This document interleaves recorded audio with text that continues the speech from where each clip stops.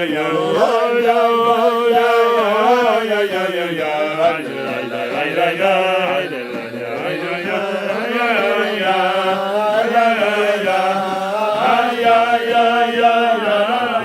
me. Otherwise, I would start 2 lines from the top on Nun Ches.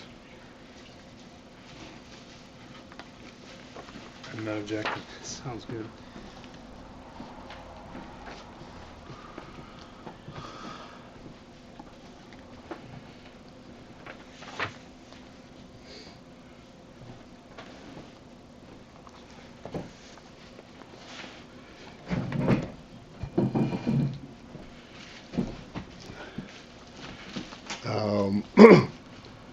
The end of the second line from the top on Nun Ches.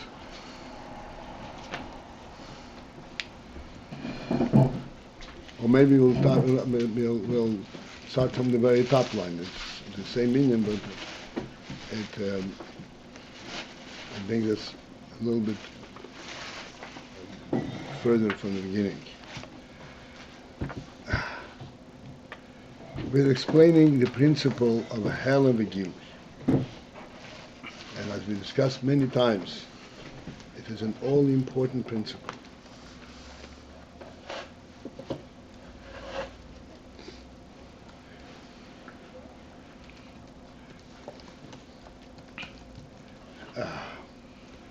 And that is that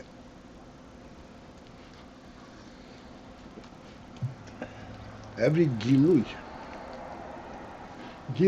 in the simplest sense is an action.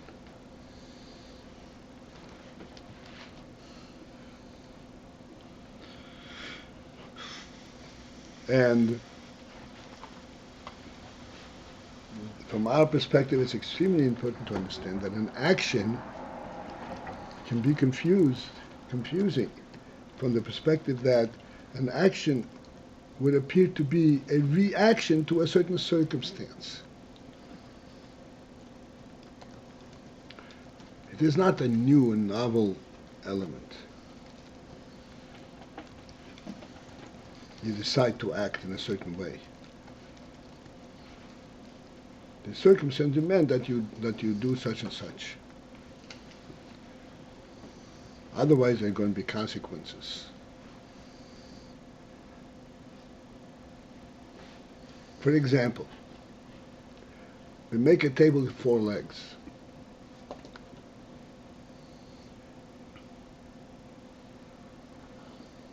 So, just to jump across, after you put up the 3 legs, and you put the table up to stand, and you see it's falling down, you make a 4th leg.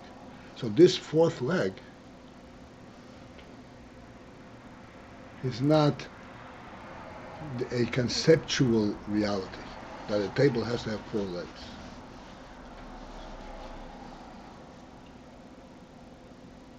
It's something which grows out from the experience. It doesn't work, so you try something else, essentially. And you put up a 4th leg.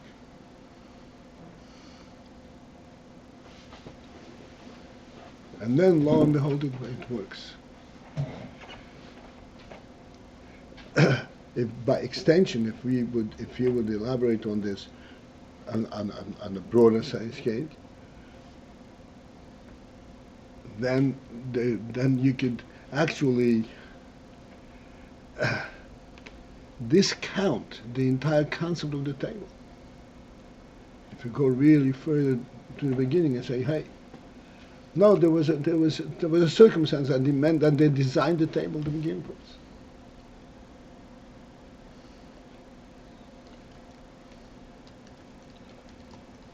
So we're saying, no, please do not go there. There is a helem prior to this gilui. In other words, this table existed in the helem state. What means the helem state? Helem means before you began to act. Before the action, the circumstance had begun to have an effect. It is still contained within the essence. Essence does not need 4 legs. On an essential level, you can project a table with legs, without legs. A table is a board.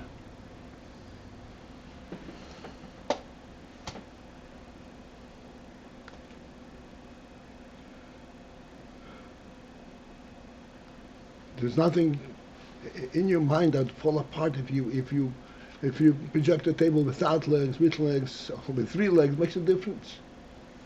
The main thing is you're projecting what the functionality of the table. So we say no. In absolute reality, within that helem, there is the principle and the concept of the gilui. And as we point out all the time, so that when you finally come to sit by the final product, let's say, in our experience, by the table, you relate to it with your fullest being. You're not just in a strange world, but under the circumstances you have a table in front of you. This is called hislapshus. You're really mislabish in this environment. And as we're pointing out, to elaborate a little further, this is why a table is an extremely important and it's a respectable element, and it's one of the elements of self-respect. And the table has to be clean. Has to be, because it represents your helem. It represents the essence of the person on the practical level.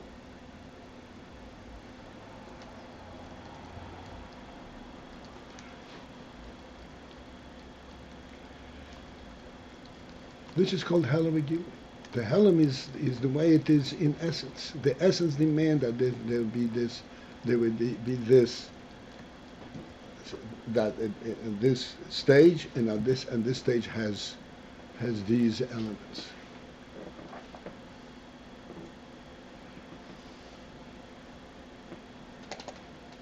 So therefore, as it says right on top, Beis madreges. In Beis itself, there are 2 madreges.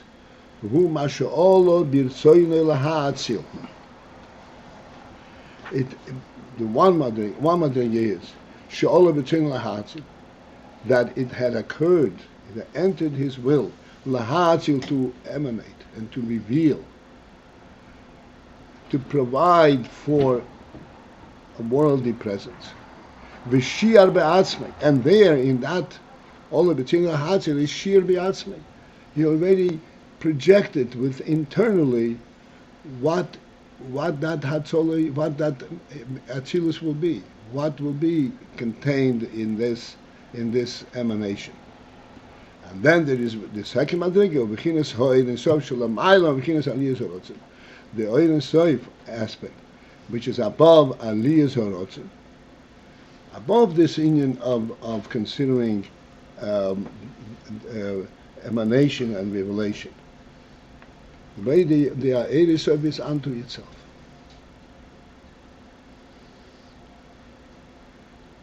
And again, the point is that this Oyin Sof Shalom Aylam Bechinas Aliyas Horotzin, the Oyin Sof unto itself, the Aliyas Horotzin is rooted in that Eire Sof. The reason, so to speak, that there was Aliyas Horotzin is because Aliyas Horotzin is actually expressing what? Not a novel situation. Hey, there is no world, let's make a world. It's expressing the Oyin Sof itself.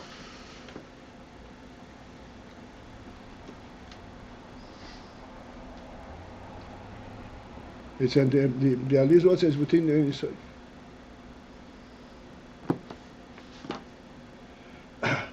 V'zehu sheiro shel mokir b'chinas sivul kolam u'malak kolam, and this is therefore the root and source of the 2 elements in the world. that ultimately in the world, as we say, there is a sover kol almin, malik kol almin. There is the aspect of Elokus that is sover kol almin. And there is the aspect of Elokus, you have to translate that encompasses the entire world, all the worlds. And the malik kol almin that fills all the worlds. Filling all the worlds means that it actually is imbued in every detail, in every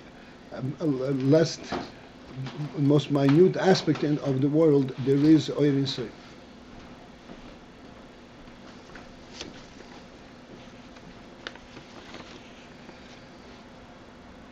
And these two elements in the revelation, in the world itself, they are rooted in the Ayin. They're actually both rooted in the Ayin. Because within the Ayin there are these two madregas. The Ayin as it is unto itself, this is in the root of Sefer Kolam, and the Ayin that Aliyah Zorotzin, that is the root for the Mamal Kolam. And therefore he continues, Yesh Lema. Therefore it lends itself to be further pointed out, Shezehu Gam Kim Bechinas Helem. That this also has these two elements of helem.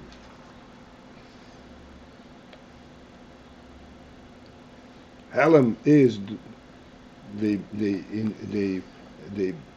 way this is contained in its source,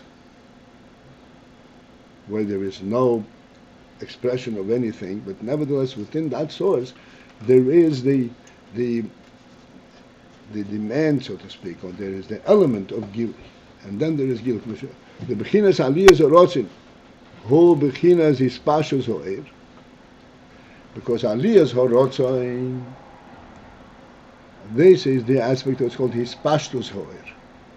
Hispashtus ho'er means the spreading forth of the oil, the way the oil expresses itself. The whole bechinas hagilui hashayach li'lomes, and this is the revelation that pertains to worlds kumesha kol be'atzmus, at the level as it is within the atzmus itself.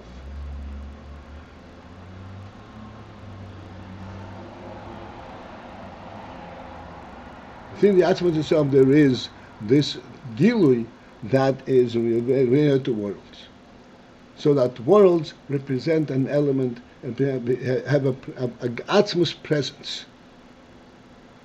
There is a reality to worlds. This is why they exist, because they represent there is an atzmus element. Like we quote all from the Rambam, as the Rambam says, "Me'amitis himotzoi nimtzu kol hanimtzoi." From the truth of His presence, all the nimtzoim, all that are present, come forth. They have a truth, not of their own, but as creations, they have an absolute truth. They represent amitis himotzoi.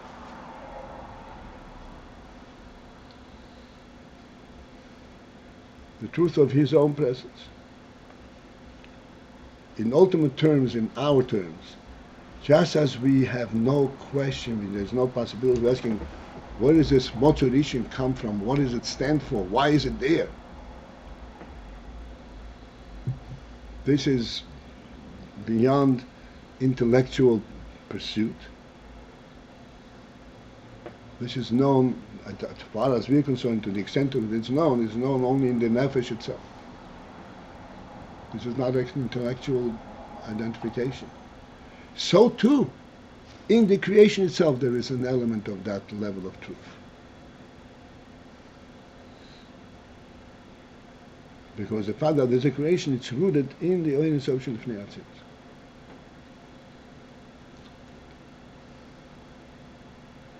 And this is why we pointed out many times a phenomenal Inyan, extremely important thing to the concept that completely pulls pulls apart the whole theory that the world made itself, is it's not destructible. Why is it not destructible? If it is put together from pieces, why can't you take it apart into pieces?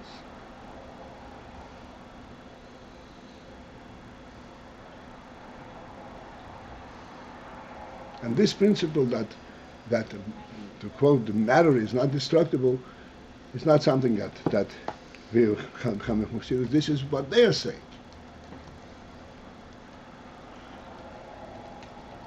Lo and behold, it emanated, it developed, and it progressed to the point where it becomes a reality in and of itself. How?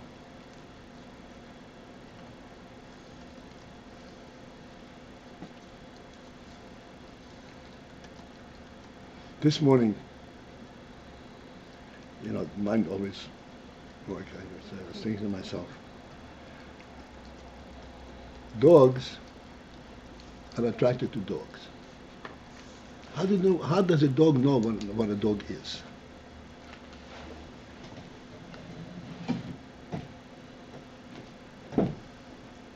Maybe the principle that eats a dog is that it's concerned about survival, about what dog is and provides from him. How does he know that this other thing over there is also a dog? There is no principal reality to a dog. Right? How does it know it's a dog?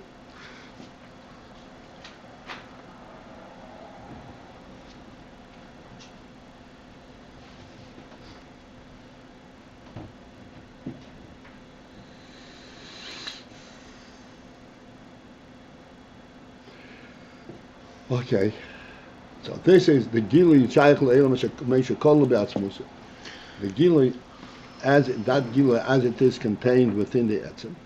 The oil and soif shelamayla ma'aliyah zorotzin hu k'meisha la'atzmus. And then there is an soif that is above the aliyah zorotzin, above this emanation of the rotzin. This is k'meisha la'atzmus, the way it is unto itself.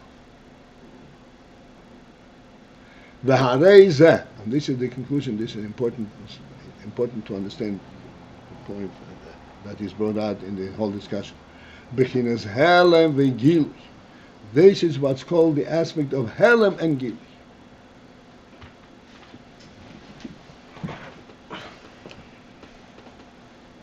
The point of bechinas helem and gilui is not helem by itself and gilui by itself. To understand the principle helem and gilui as one entity, as one reality, correlating. What does helem and gilui have to do with each other? No, this is bechinas helem and gilui. Shehahelem shayach al hagilui.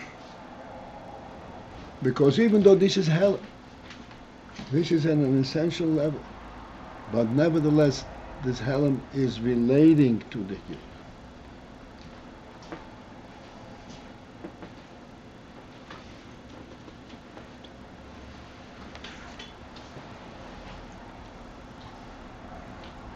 It is the gilui behelem. That's what it actually pointed to.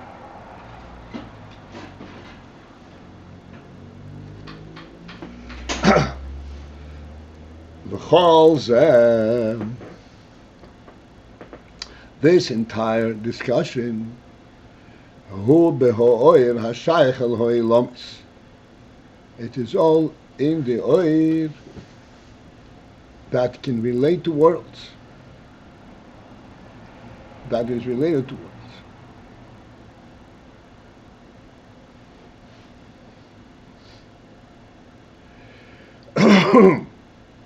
Even Orange of Shlomayim beginnen al Yisarot. Right. Right.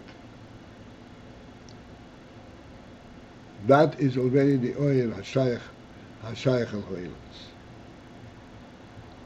Which is the helem of the gilui of the ilams, of the aliyah serots.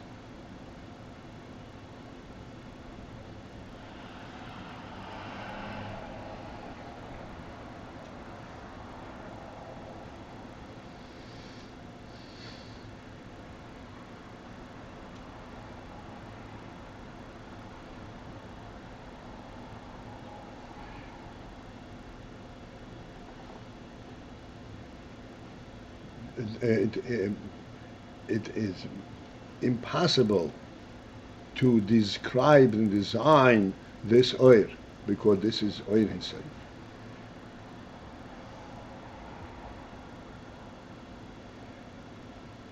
Just as when we discussed Chokhmah, we pointed out that if you want to conceptualize Chokhmah at its purest and its highest level, Chokhmah, the element of Chokhmah is not what you understand, what you recognize, what you see. The element of Chokhmah is that such thing as a pure truth exists. That's a Chokhmah concept.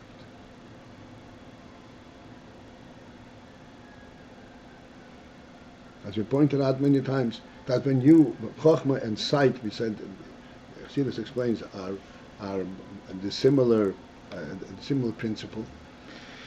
But you observe in an instant, immeasurable space of time, and you can observe an immeasurable expanse of space. How is that possible? Because you're not observing the presence that you see. You're observing the essence that provides for it.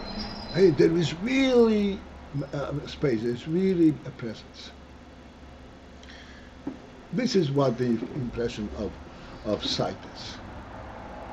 Like we explain all the time. In at creation time, it was choshech, it was total darkness. At that point, things could be identified only by touch. There is not an expression of the truth in that state. Then there was Vayemer Elokim Yehi Oyer. Hashem said there would be light, and there was light. What did this light provide? How did it change the entire panorama, the entire worldly presence? Because it brought light onto the world. What's mean it brought light? It brought the statement, you should know that there is an element of pure truth in here. You point out all the time that one of the great effects of sight is that there is a reality without having to come and touch it. It's not based on tangibility, it's based on reality. It's based on concept, on the intangible, and it is really real.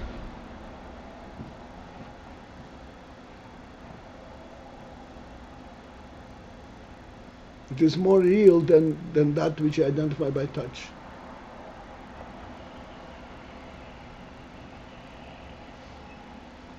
Similarly, when you talk milmaila lamato, coming from top down, the initial principle of oir is such a thing as mitzias is possible.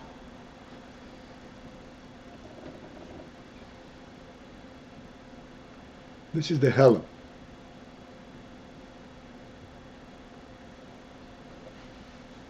There is such a concept. Gilui is where that concept comes to expression, but clearly what provides for the gilui? The helem.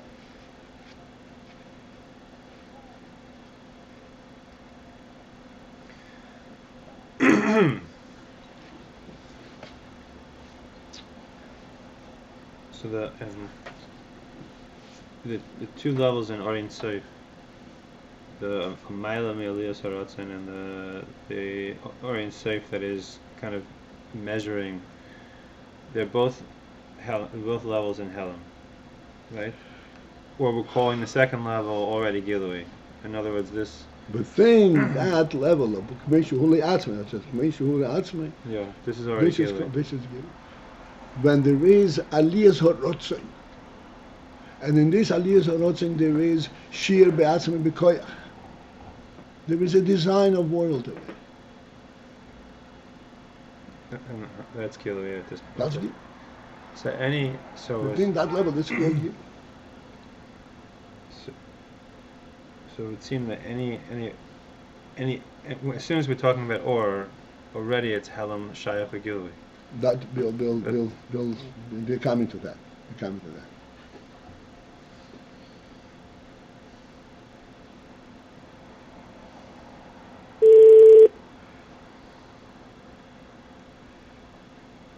give us a hand on this. I always like we should be able to relate to the concept instead of just being coming back to our holy table. A table is a nefesh, is a human element. It's part of the sense of malchus of a human being. But he projects his oyer, he projects himself, he projects his presence not only within his body, but in the entire environment. The entire environment is subservient to his activity.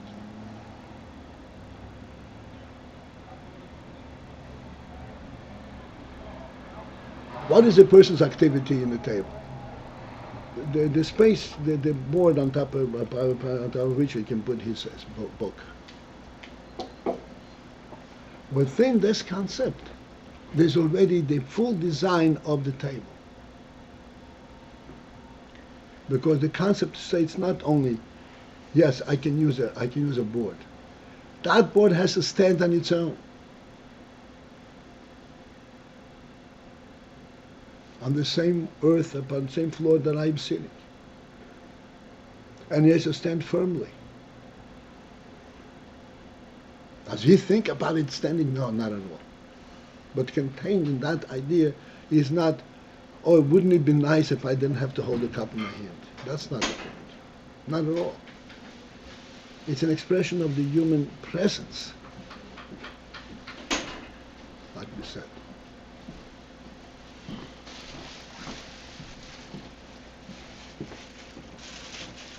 But he is actually, he has a domain. And therefore, that it has to, everything in that domain has to serve him. The earth itself has to serve that he should provide for the table to stand on the floor.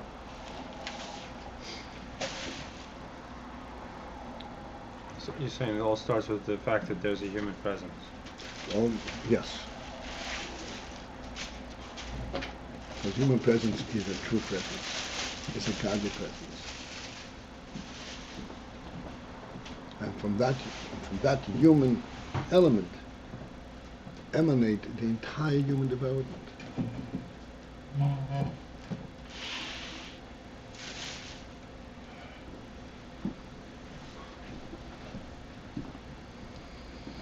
This is where cell phones are initially designed.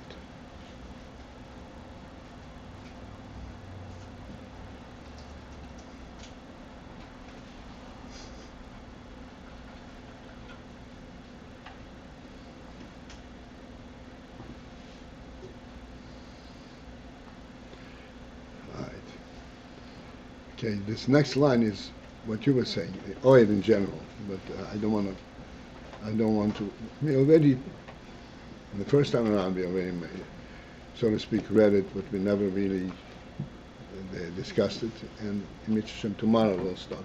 But today's Thursday. Are we game for tonight?